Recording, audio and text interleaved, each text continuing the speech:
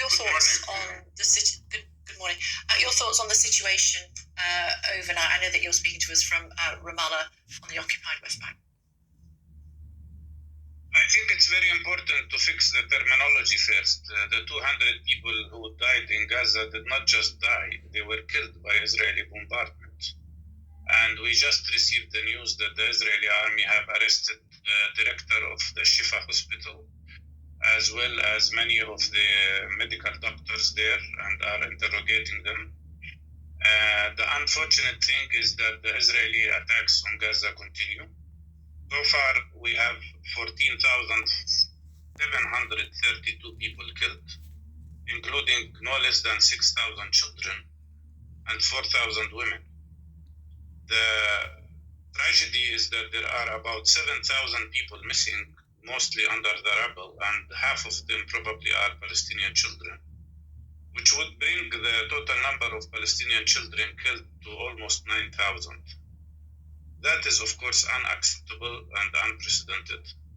There has been a ceasefire deal, which should be initiated. I think the Israelis have delayed it so far, but it has to go into effect very soon, and it would include complete ceasefire for 4 days, during which time 50 Israeli children and women will be returned home safely, in exchange for releasing 150 Palestinian children and women who are in Israeli jails.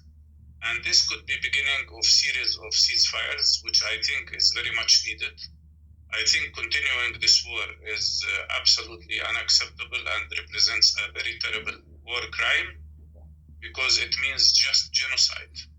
This war has to stop, and a ceasefire has to be established, during which time I think all prisoners could be exchanged and everybody can go home safely.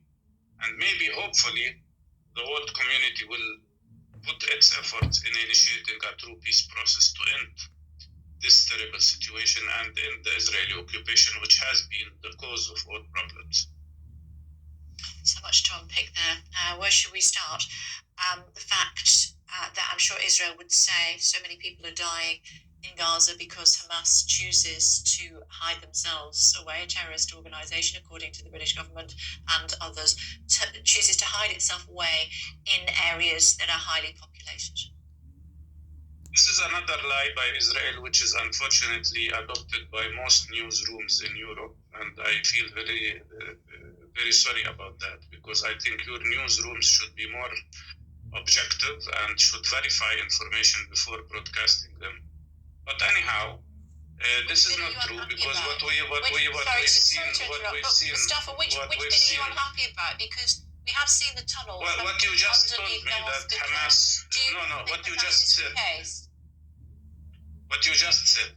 You repeated lies after lies after lies. One lie was that Palestinians decapitated heads of children. I didn't say CNN. No, I'm not saying you. I'm saying in general. I'm saying you in just general. said that lies The that CNN. I repeated. The CNN. I didn't say you said that. I said newsrooms in general repeated many Israeli lies, including now the lie that Hamas is hiding among civilians.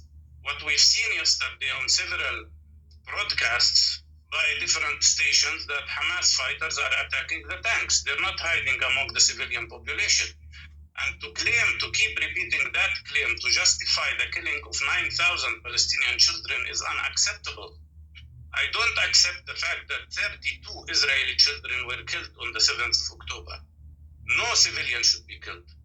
But to say that it is non-acceptable to kill 32 Israeli children, but it is acceptable to kill 9,000 Palestinian children, and to claim that Palestinians are responsible for killing themselves is totally out of line.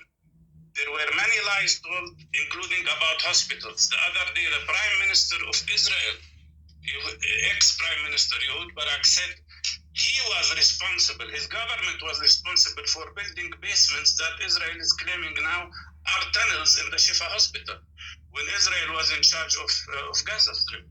So in my opinion, the newsrooms have to revise their approach and be more objective, not just repeat what Israeli narrative is. There are also fabrications. New York Times CNN, Washington Post, all reported, and BBC reported that this information was unconvincing. That's exactly what they told. Because why did they take so many days to produce these results? Why didn't they show everybody the tunnels from the very first day when they occupied the hospital? The reality is that Israel is attacking all hospitals in the north of Gaza and the center of Gaza. They've already destroyed all the hospitals.